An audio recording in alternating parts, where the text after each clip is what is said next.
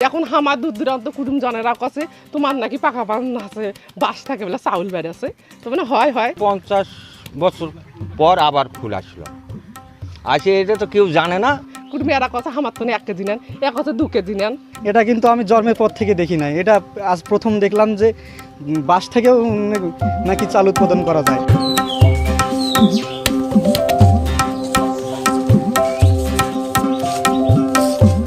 দিনাজপুরের ফুলবাড়ী উপজেলার পাকাপ্রাণ গ্রাম।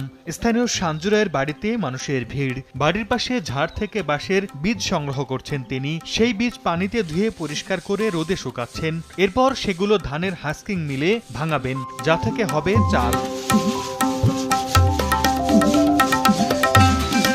বাড়ির উঠানে প্রস্তুত করা কয়েকটি বীজের বস্তা রেখেছেন, কিছু দানা ভাঙিয়ে রেখেছেন। গ্রামের অনেকেই তা কিনে নিয়ে যাচ্ছেন। বাঁশের ফুল থেকে চাল উৎপাদন করার বিষয়টি এলাকায় ব্যাপক চাঞ্চল্যের সৃষ্টি করেছে। প্রতিদিন বিভিন্ন এলাকা থেকে দলে দলে উৎসুক মানুষ ভিড় করছেন তার বাড়িতে।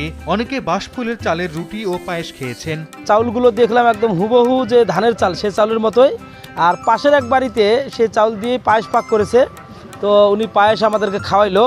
পায়েসটা অত্যন্ত সুস্বাদু হয়েছে, মনে হচ্ছে যে একেবারে আতপ চালের পায়েস। বাস থেকে ফুল থেকে চাল উৎপাদন করতেছে, এটা কিন্তু আমি জন্মের পর থেকে দেখি নাই, এটা আজ প্রথম দেখলাম যে বাস থেকেও নাকি চাল উৎপাদন করা যায়। এটা কিন্তু অনেক একটা চাঞ্চল্যকর ঘটনা। বাঁশের ফুল আনে চাউল করতেছে, করে ভাত খাইছি, আমরা পাশ খাইছি, ভালো লাগতেছে।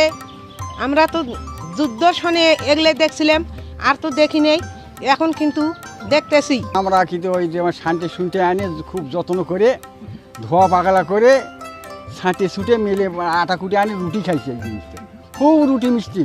প্রতিবেশীরা জানান, বাঁশের বীজ থেকে দানা সংগ্রহ করার বিষয়টি প্রথমে ছেলে মানুষই ভেবেছিলেন। পরে সাঞ্জুরায়ের দানা সংগ্রহ দেখে তাজ্জব বনে যান। বর্তমানে উৎপাদিত দানা অনেকেই কিনে নিয়ে যাচ্ছেন। এখন আমার দূর দূরান্ত কুটুম জনেরা কাছে তোমার নাকি পাকা পান আছে বাস থাকে বলে চাউল বেড়েছে তো মানে হয় কুটুম এরা কথা আমার তো 1 কেজি নেন, এক কথা 2 কেজি নেন। 50 বছর পর আবার ফুল আসলো আসে, এটা তো কেউ জানে না।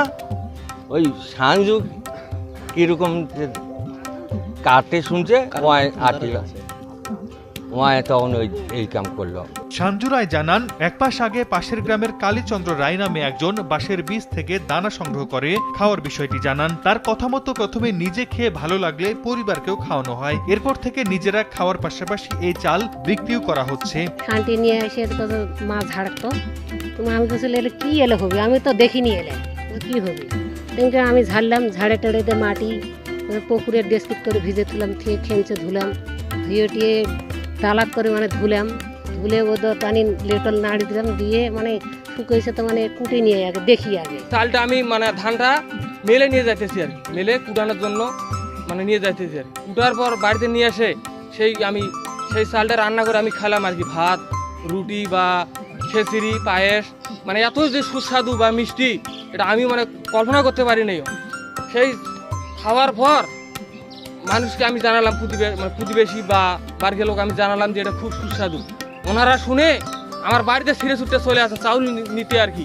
সাঞ্জুরায়ের পরিবারের খাবারের চাহিদাও পূরণ হচ্ছে এই চাল দিয়ে। পাশাপাশি এই চাল 40 টাকা কেজি দরে বিক্রিও করছেন তিনি। সময় সংবাদ, দিনাজপুর।